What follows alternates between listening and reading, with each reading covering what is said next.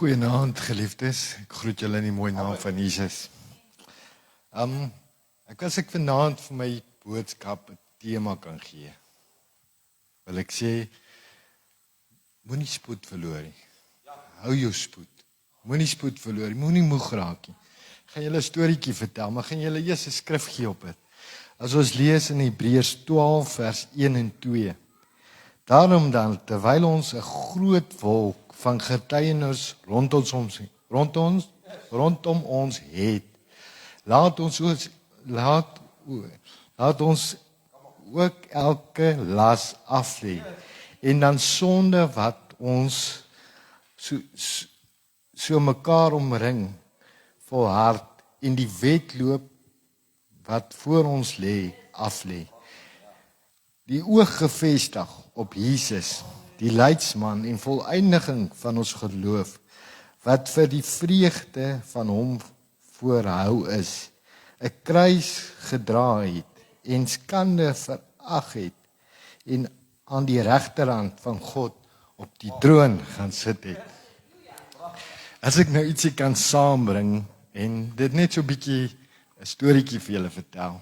So eentjie van die af by Groenvallei was daar 'n volhardende tuinier. Groenvallei is die plek waar al die groengoed, die vrugte en die groente en alles. Nou die tuin was bestuur deur 'n ou oom met die naam Dawid. Maar Dawid het ongelooflike tyd in sy tuin ingesit. En die hele dorpie het geëet, soos ek gesê het geëet uit die tuin.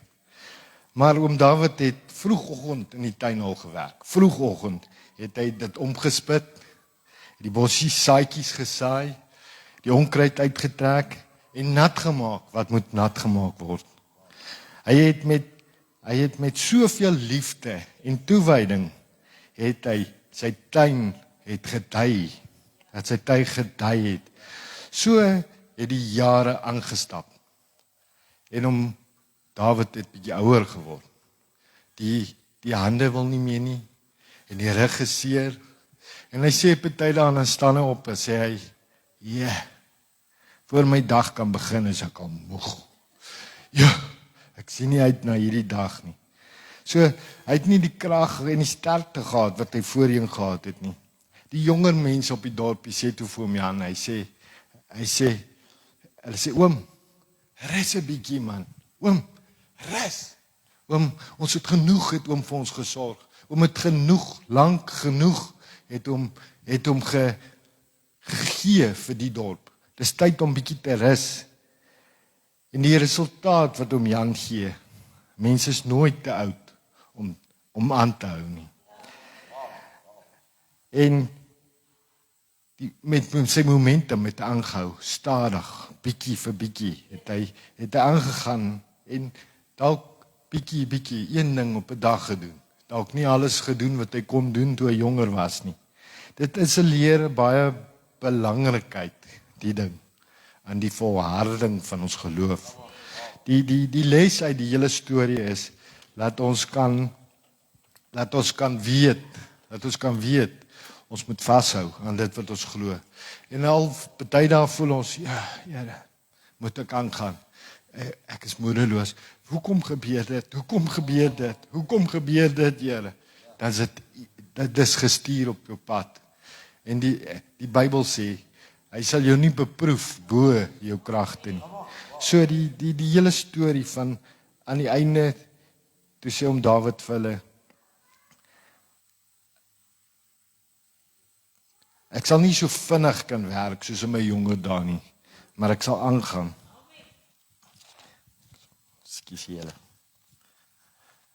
'n goeie groei en broei van om Dawid wat hy in sy tuin gehad het. Kan 'n voorstelling wees van die groei van die koninkryk van God. Net so is 'n tuin soos 'n tuin aandag nodig het. So ook het ons geloof en ons verhouding met God konstante aandag nodig. Die vrugte en die groente wat in Oom Dawid se tuin gegroei het. Simbolies van die resultate wat in die lyn met God se wil geleef word, soos om vrug te dra, om Dawid se vrug wat hy gedra het, daai deursettingsvermoë en aanhou tot op die laaste. Jesus as die herder, as ek nou om Dawid na Jesus toe kan bring. In Johannes 10 sê hy sal sy skape ken en vir hulle sorg, net soos om Dawid sy plante geken en versorg het.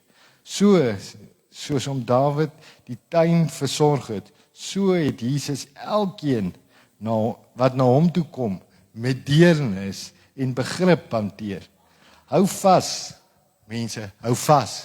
Jy moenie spoed verloor nie. Hou vas. Ons gaan hom eendag sien.